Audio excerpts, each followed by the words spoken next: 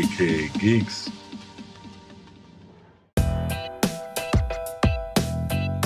Hey everybody, welcome to aka Geeks and the Movie of the Week. I'm Sean.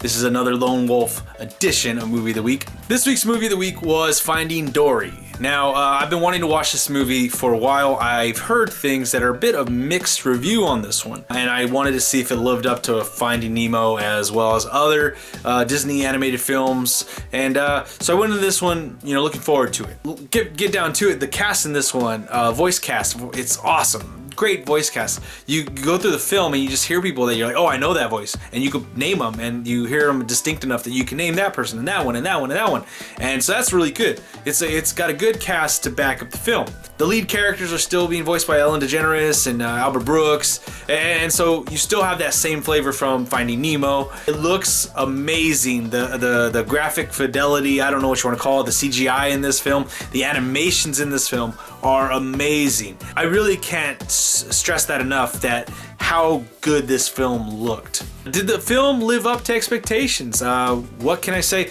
I don't think it did. I feel like this film had a lot to live up to with Finding Nemo, but it did well. It did not surpass Finding Nemo for me. It did well. There was a story there that was kind of a repeat of the Finding Nemo story, and Albert Brooks' character Marlin actually states that kind of in the film, saying, "Oh, not this again." And it's kind of like you're going back over the same steps for certain parts of the film, which those parts when it did that, and I can remember clearly, that was kind of the same thing they did in Finding Nemo. I kind of pulled back and away from the film. I was like, all right, if it's just going to be the same thing. So for the good part, a good section of the beginning half of the film, I was kind of, all right, they're doing this again.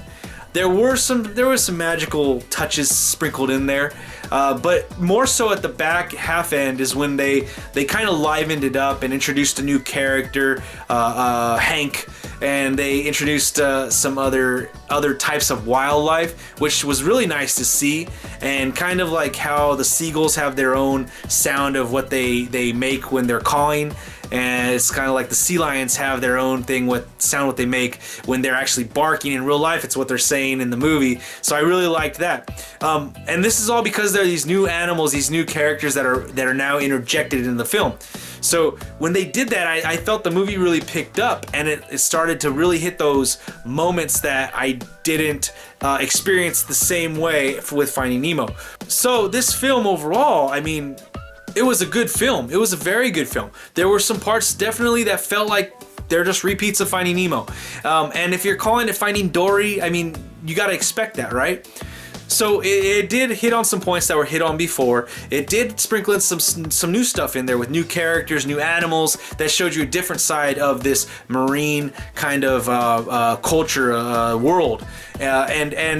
Cool part is that in the movie, a good majority of the second half of the film is it takes place in a city that's near and dear to my heart in Morro Bay, California.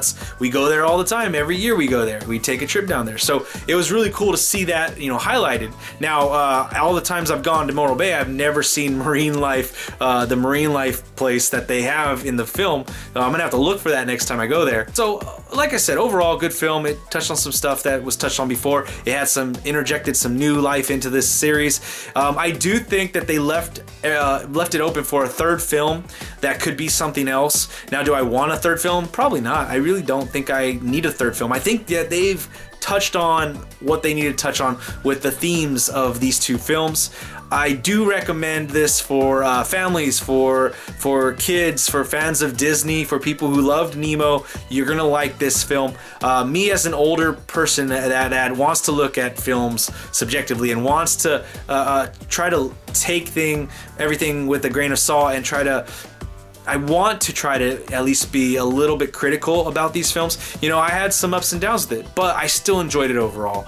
There are definitely some heart-wrenching moments in it, and it definitely ends on a good note. So, like I said, I definitely would recommend this film. It's in Redbox right now. It's on Blu-ray, DVD. Go check it out, you guys. Alright guys, so that's it for this episode of Movie of the Week. Remember to check out AKA Geeks Podcast and check out to all of our social media websites. For this video, you guys, we're done for today. Remember to click the like, share, subscribe buttons down down below. Leave your comments, questions, suggestions in the comment section. Let's have a great conversation about Finding Dory, and I will see you guys next time.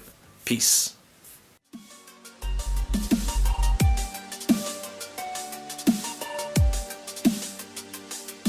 AK Geeks.